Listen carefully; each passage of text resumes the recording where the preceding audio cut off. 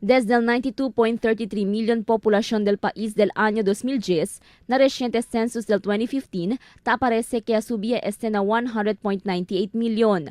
Alto número del población ya registra na Visayas y Mindanao, particularmente na magakonsiderado poorest region. En conexión con el Executive Director del Commission on Population, Dr. Juan Antonio Perez III, el pobreza de una región contribuye na subido número del población, que quiere decir el mga-familia bajo na poverty line amo el tiene alto número de mga-anak.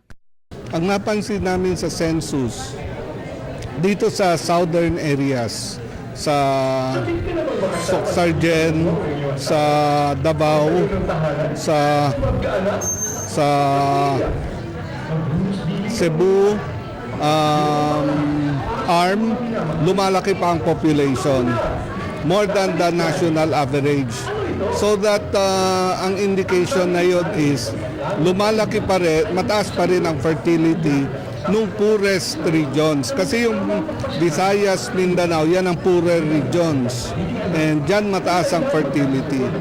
Según con Perez, cada año subi de 1.7% el población del país. Na survey del agencia, aparece que alto el fertility rate entre mga mujeres tiene edad de 20 años pa abajo. Según na Popcom, na datos que puede obtener el agencia, anticipa según na mga años que viene que el subi pa el número del mga joven mujeres que taparin na temprano tiempo.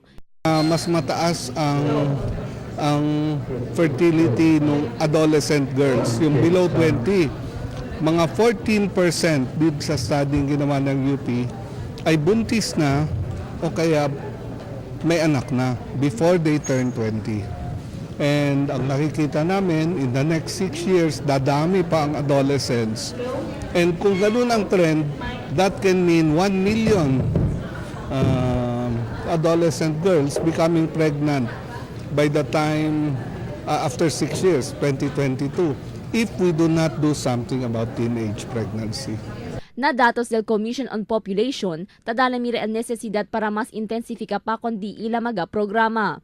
Incluido aquí el se llama U4U, un interactive program para na mga jóvenes y otros programa ta konsentra na mga jóvenes o youth. Además, ta continúa advertir el Popcom con magaman maridable para el uso de family planning method.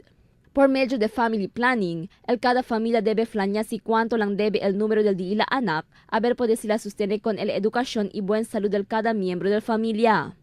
Crystal Almonía, Dateline Zamboanga.